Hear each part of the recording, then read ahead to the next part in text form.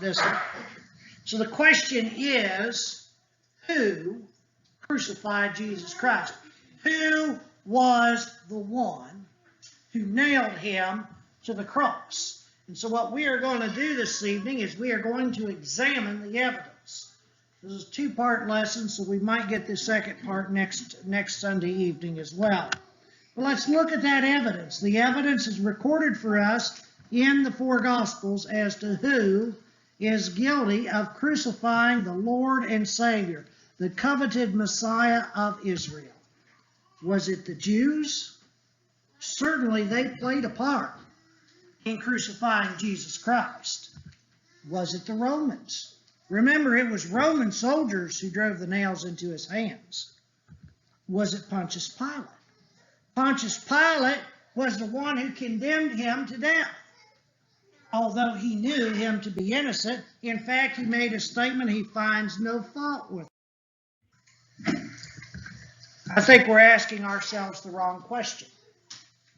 We're asking ourselves the question of who, and the real question is not who, but what crucified Jesus Christ.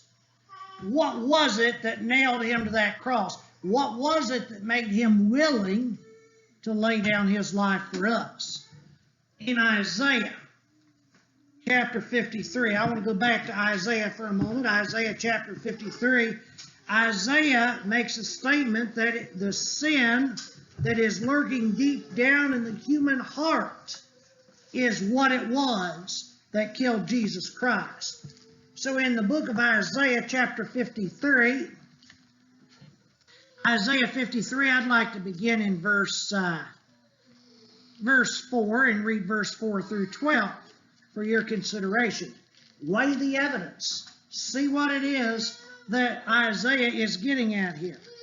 Isaiah says, Isaiah 53 verse 4, surely he hath borne, if you underscore our griefs, and carried our sorrows. Yeah, we did esteem him as stricken, smitten of God, and afflicted. But he was wounded for our transgressions. He was bruised for our iniquities. The chastisement of our peace was upon him, and with his stripes we are healed. All we like sheep had gone astray. We have turned every one to his own way, and the Lord hath laid on him the iniquity of us all. He was oppressed and afflicted, yet he opened not his mouth.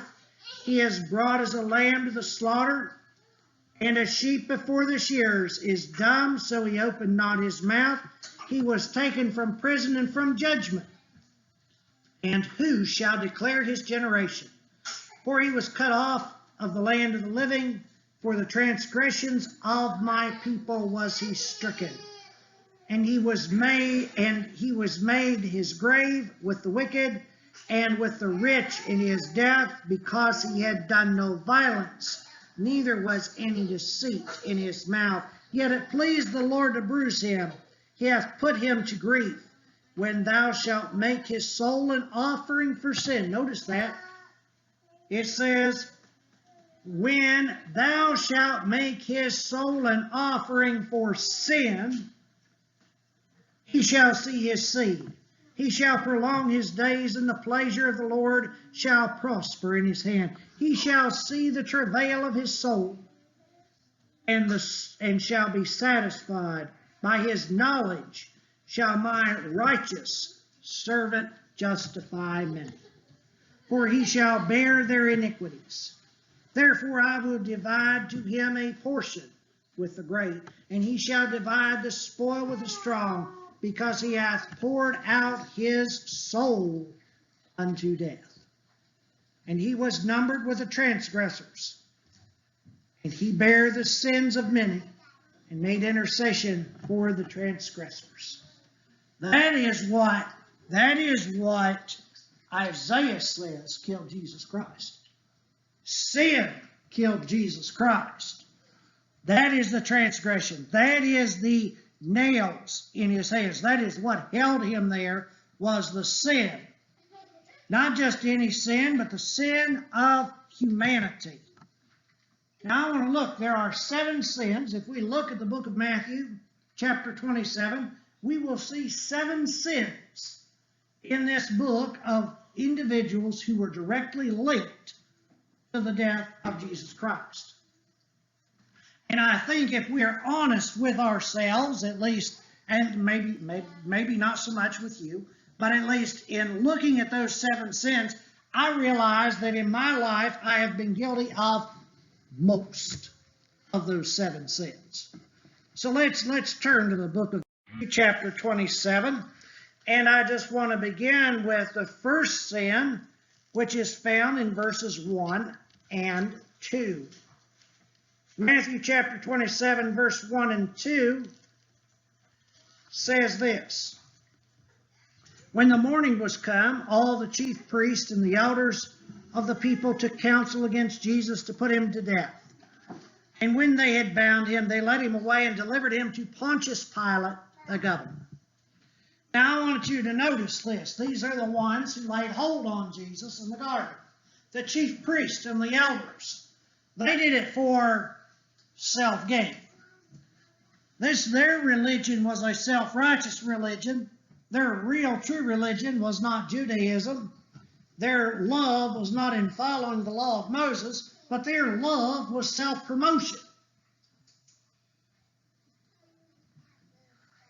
And so this self-promotion that they went through was a sin that nailed Jesus Christ to the cross. Are we ever guilty of self-promotion?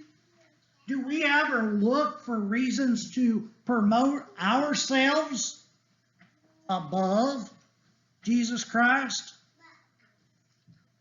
Is our religion a self-righteous religion?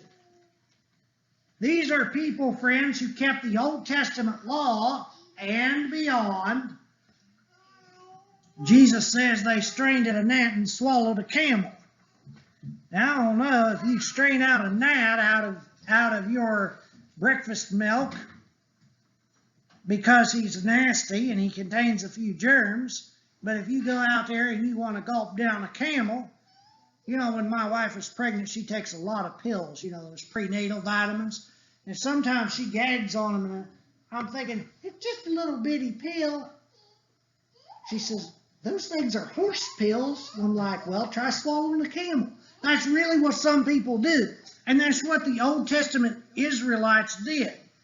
In Jesus' time, they were so far out of touch with reality that their religion had become self-serving.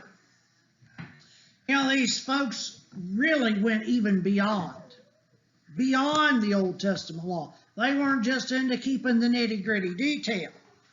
They were so far out they wouldn't prepare food on the Sabbath day. Look at Mark chapter 2, verse 23, if you care to for that. No. You know, here a few years ago, there was an Orthodox Jewish family in the city of New York who caught the apartment house on fire because they had plugged the hot plate in on Friday because it was against their religion to physically plug the hot plate in on Saturday, on the Sabbath day. And so this idea carries on even to this day beyond what the Old Testament requirement is. The folks of Jesus' day were so self-righteous and so concerned with the details that when Jesus restored a man's withered hand, when he healed, made someone whole, did a good thing. In Mark chapter 3, verse 2 through 6, he was chastised for that. He was criticized for that. Maybe we'd better shut all the hospitals down on Sunday, right, Patty? You know, just turn the ventilators off for a day because we can't do anything. Another problem they had was with their tithe. Like they're in the garden, they're wanting herbs to put in the chicken and noodles for Sabbath day lunches. They're preparing it on Friday. They go to the garden and they're picking their herbs. Yeah, oh yeah, we got mint, a little bit of mint. Okay, I got some leaves for the chicken, and then there's one for God. Okay, maybe a sprig of parsley. Oh, I got to be careful. I got to take 1/10 of that, and I got to put it over here. We'll take that to the temple later. That was their mindset, was that they would set that aside. Now, I'm not exactly sure what real benefit that was, unless it was dried properly, and I suppose they probably had regulations concerning that are not found in the Scriptures. But they went beyond. Jesus chastises them in Matthew chapter 23, verse 23. He chastises them not because they paid tithes. He did not chastise them for that. But what he did was chastise them for where their heart was located at. He says, you've forgotten justice, mercy, and these things. You've left those out. You're focusing on the nitty-gritty. Why don't you take an inward look at this self-righteous religion you're in? Maybe there's some justice and mercy needed here. Today, we live in a world. There are fewer and fewer religious people around us, but there are some very good religious people around. And yet some of these people are unsaved. Some of these people's religion, they're unsaved simply because their religion is a self-righteous religion. Let's look over here and let's examine ourselves for a moment. Look at what the Apostle Paul tells Timothy in 2 Timothy chapter 3. In 2 Timothy chapter 3 and verse 5. Let's back up here. Verse 1. Know this, in the last days perilous times shall come, for men will be lovers of their own selves. And he goes on with a list there. Now drop down to verse 5. But remember that, lovers of their own selves. He says, having a form of godliness, okay, but denying the power thereof. From such turn away.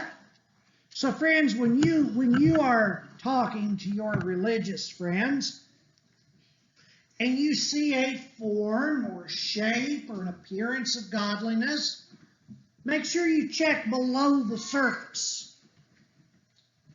And make sure that it is not just a form of godliness. Make sure that it is of the right direction. And when you examine yourselves, do the same thing. What's your motivation for being here tonight? Is it out of habit? Is it because you want to be seen going to church? Know this, that in the last days perilous times shall come, for men shall be lovers of their own selves. Sometimes we get caught up, not necessarily in keeping the law of God, but we get caught up in why we keep the law of God.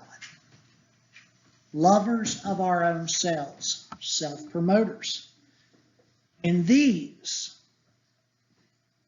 are those who killed Jesus Christ. It is the sin of self-righteous religion that killed Jesus Christ. These people have religion, but not righteousness. Culture, yes, but not Christ. Could we fall into that category? Could we have religion, but not righteousness? Could we have a culture, but not Christ in our lives? Friends, it's very possible. Sin number 2, hypocrisy. Matthew chapter 27. Let's go back there again. I need to put my marker in my Bible because it would save me some time. But here in Matthew chapter 27, look at verse 3.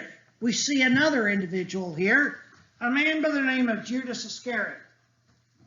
Says then Judas, which had betrayed him, when he saw that he was condemned, repented himself and brought again the 30 pieces of silver to the chief priest and the elders, saying, I have sinned, in that I have betrayed the innocent blood. And they said, what is that to us? See thou to that. And he cast down the pieces of silver in the temple and departed and went and hanged himself. Hypocrisy. Judas Iscariot. Now there is a part of my heart that bleeds for Judas Iscariot. Because every so often I see myself, or a little bit of Judas in my life. Judas, he was a righteous, religious man. He was handpicked by the Messiah. You know, Jesus, he's walking down by the sea and he says, come on, I want you to be one of my disciples. What's Judas do? He follows. He follows Jesus. You read about that in Matthew chapter 10, verse 2 through 5. He was numbered with those 12. And he followed. He responded. Hey, most of us here have responded to the gospel of Christ. So far, we're on par. Christ is called, we've responded. Judas was active in the ministry. Ever think of that? Careful, Jesse. You want to become a preacher? Don't be a Judas. He was active. When Jesus sent out the disciples to teach and to preach, the kingdom of God is at hand. You know, I'm real proud of these guys up front. You know what? They spent yesterday afternoon door knocking in Marietta, inviting people to the gospel meeting in at 2nd Street. I think they got told they were Mormon more times than not, but they went out, they tried. You know, Judas did the same thing. He went out and he tried. Jesus sent them out 2 by 2, and Judas was among that number. But guess what? His heart wasn't in it. He was a thief. Oh, how many times? We've heard it.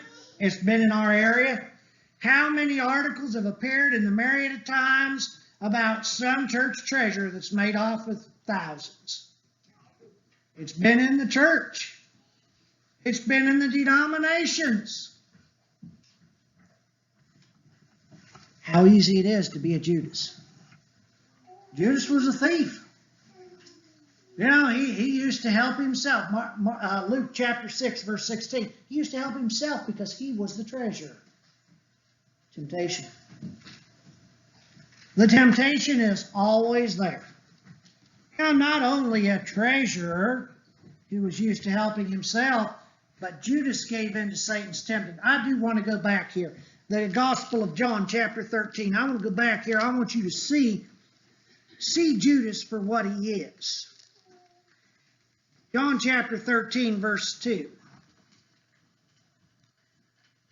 And supper being ended, this is the last supper, supper being ended, the devil having now put into the heart of Judas Iscariot, Simon's son, to betray him. Oh, you know, he could blame Satan. What was that? Flip Wilson used to say, the devil made me do it. On TV. Judas, he could try that. See, all Satan did was plant the seed.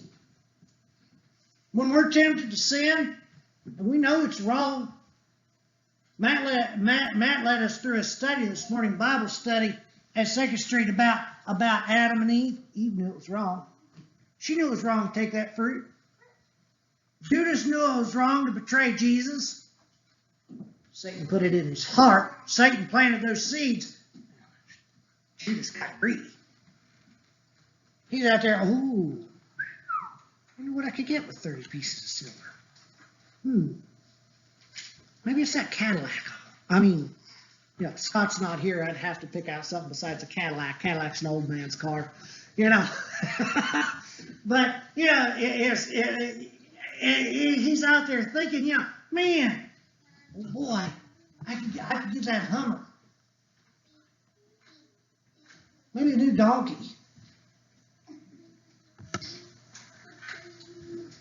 You don't need another one, do you, Nick? Okay, so, but nevertheless, he's there. Satan's planting seeds. Now turn with me, Gospel of Luke, chapter 22. Luke chapter 22 and verse 3. Luke records it just a little bit different. Look at this. Then entered Satan into Judas, surnamed Iscariot, being numbered with the 12. Luke even sees the need to point out he was one of 12. He was a disciple of Christ, one of the original 12. Satan entered into his heart. Satan can enter into our hearts. Now, this might be a little bit much. You might say, Tom, you're going off the deep end. But did you know there are hypocrites in the church? There can be hypocrites, and we can be one of them.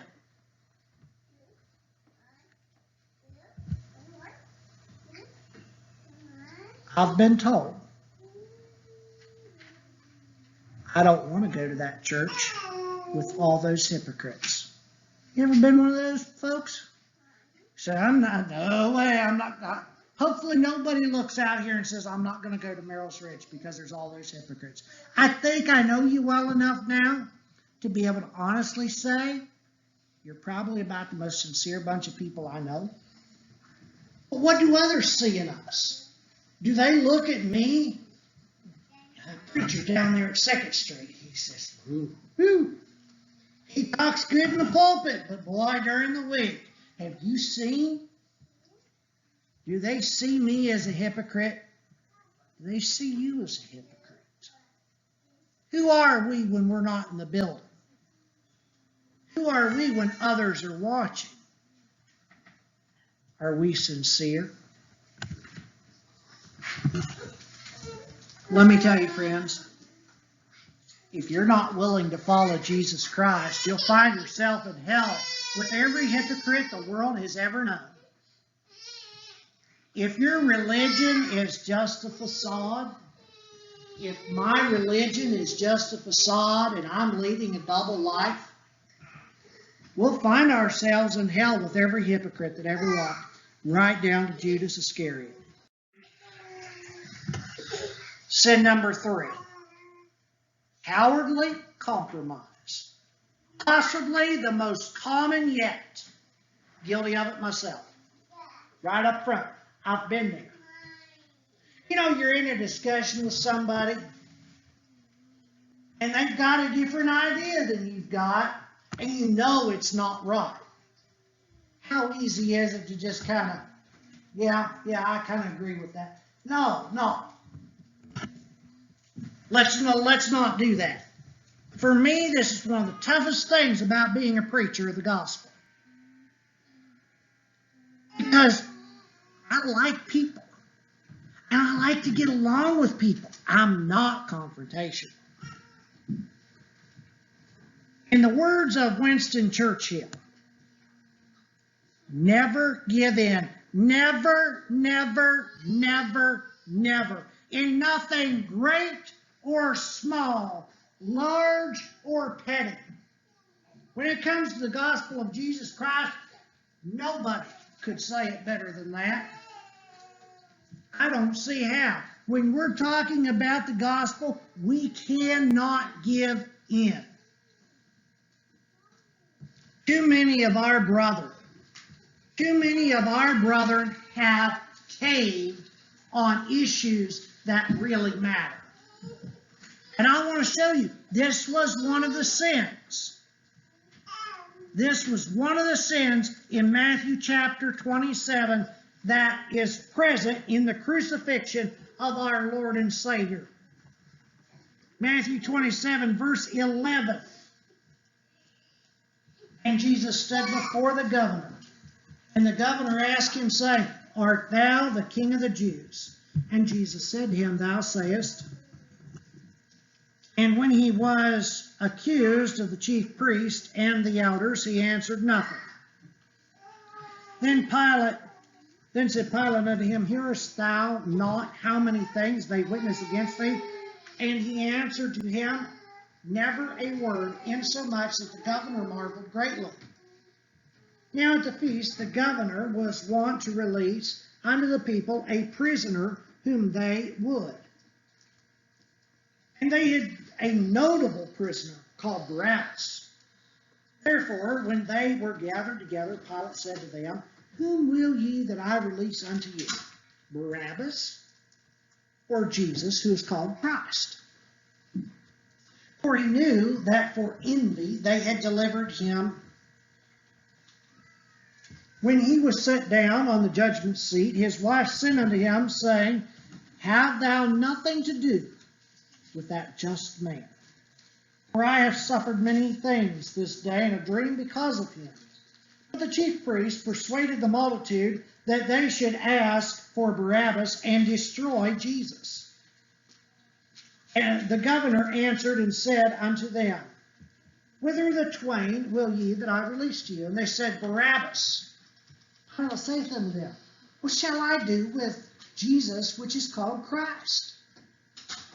They all say unto him, Let him be crucified. And the governor said, Why, what evil hath he done? But they cried out the more, saying, Let him be crucified. When Pilate saw that he could prevail nothing, maybe we better reread that. Shall I say what I think it said? When Pilate saw that he could prevail nothing, but rather tumult was made, he took water and washed his hands before the multitude, saying, I am innocent of the blood of this just person. See ye to it. Then answered all the people and said, His blood be on us and on our children. Then he released Barabbas unto them, and when he had scourged Jesus, he delivered him to be crucified. Now think about that. Here's a man, he's Roman authority. He's got the big guns on his side. How easy would it have been for him to say, He don't deserve to die. He ain't done nothing wrong. How easy would that have been for Pilate to say? But what's Pilate afraid of? He's afraid of riots in his territory. Rome's holding him accountable for peacekeeping in Jerusalem. Things get out of hand, guess what? Pilate's career is on the line. And you know what? It ain't just his career. This is Roman government we're talking about. They don't just can a politician, they kill him. So, put yourself in Pilate's shoes for a minute. Do you really want to die for somebody you don't know? Do you really want to die? Easy enough. I'll wash my hands. Wash them off. I'm done. This is your deal, folks. Pilate was a coward. It was his responsibility to judge righteously, justly, to make a determination. Pilate had knowledge. Jesus' own words. Jesus' own words. When we look back, John carries a great account of Pilate and Jesus' conversation, better than Matthew's, I think. We go back in there and, they're talking about truth. And Pilate, again, feel kind of sorry for the man. Pilate says, what is truth? Now, some Bible scholars think Pilate's being sarcastic. I don't think he's being sarcastic at all.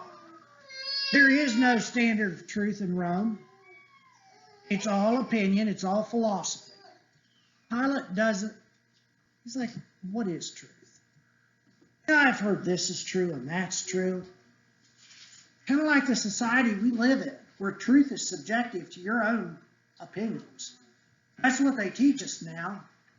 There is no concrete truth. Friends, Jesus says there is concrete truth. And the concrete truth in this matter is Jesus Christ is King of Kings and Lord of Lords. He is the Messiah. Not only did Pilate have Jesus' words, he had human logic and reason. He knew, verse 24, he knew Jesus was innocent, yet he compromised. He was willing to compromise what was right. He had divine revelation. His wife, look at this. Look at this. His wife even says to him, oh, let's see, it's down here somewhere. Yeah, verse 19. When he sat down on the judgment seat, his wife said to him, saying, have thou nothing to do with that just man? For I have suffered many things this day in a dream because of him. God sent him a message via his wife. Divine revelation. He still caved. He still gave it. Friends, we've got divine revelation right here. Any question that ever comes up in the church, there's the answer. Are we tempted to cave? Are we tempted to give in to this sin? Cowardly compromise just because it might make our life a little bit better, a little bit easier. It might soften someone's opinion of us. Again, like I say, Pilate's career was on the line. If you want more, look at Matthew chapter 16, verse 26. His career's at stake. He doesn't want the wrath of Rome. Pilate's sin was not doing what he knew to be right. I want to go back. Look at James. James chapter 4. It isn't always easy to do what's right in God's sight. Sometimes you got to be different. And that's a difficult thing to do. James chapter 4, verse 17. James says, therefore to him that knoweth to do good and doeth it not, to him it is sin. Pilate knew what right was. We cannot doubt that from the account of the Scriptures. We cannot doubt that Pilate knew what was right. You know, folks, today I've heard it said, man's got to make a living. Maybe, we struggle. We struggle, Companies expect us to work on Sundays. We got to have an income. We have to have a job. Friends, no job in this world is ever worth compromising our faith over. There was a time when I was in a position in a job several years ago. I was working up the river. I was in a job where my employer asked me to lie. What did I do? I went ahead and lied. And I'm ashamed of that. I stood there and told a bold-faced lie to save us some slack. We were doing a job that we were not licensed to do. And we got caught. And I did exactly what I was told to do. I stood there and lied to save us a lawsuit. And it worked. And then you know what? The next day I had to go back and I had to tell the truth. I had to stand in front of my crew as a construction foreman and say, guys, you heard me tell a lie. And you knew it was a lie, and I'm sorry that you had to hear me tell a lie. Why'd I do it? Because it was the easiest thing to do at the present time. We can do that. We can do that ourselves. It's exactly what Pilate said. You know what? We don't have to make a living. We have to die. There's two things they say that come to people. Death and taxes. Now, friends, you can evade one, but you will never evade death. You will never, ever. Hebrews chapter 9, verse 27 is appointed unto man once to die. After that, guess what? The judgment. After that comes the judgment. We don't have to make a living. We got to die.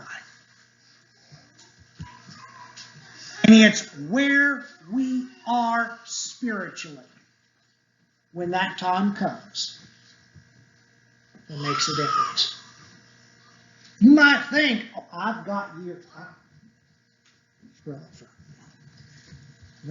Oh, there's kids everywhere. Wait a minute. What am I talking about? Okay, you know, Mike might not have forever. Mike and Sue might not have forever. Julie might. Yeah, okay. Patty, I'll leave you out. Yeah. You might not have forever. But you know, when you're a kid, when you're 20 years old, when you're 10 years old, you don't think about that. But you know what? I had a brother who thought like that. 32 years old, he went out to brush out the field almost 3 years ago. He never came home. And you know what? He knew what he needed to do. He knew that he needed to be buried with Christ in baptism. He knew that he needed to be a Christian. But he thought he had time.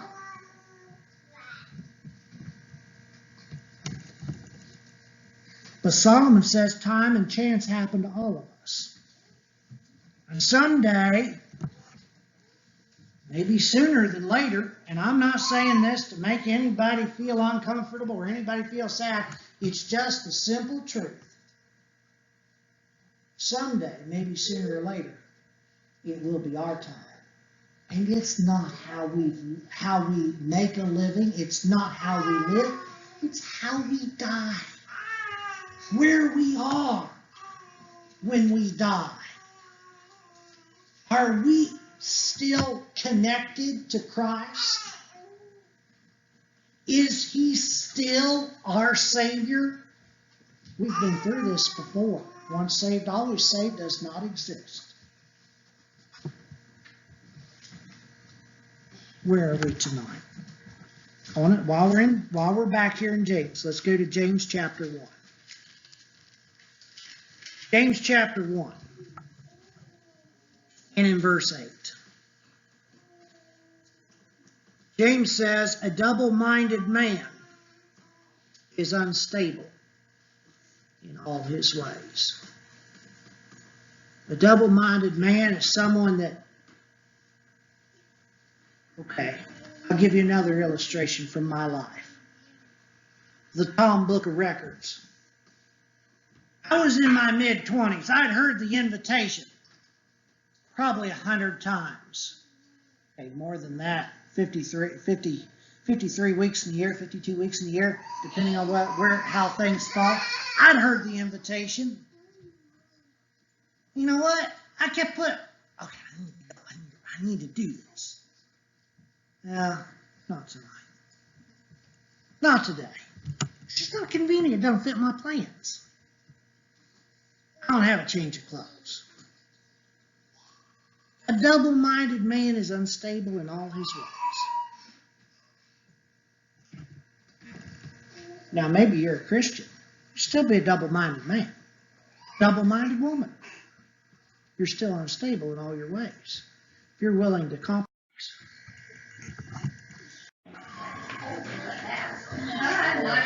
Now, let me blank that out. Now, I don't know why it let me blank it.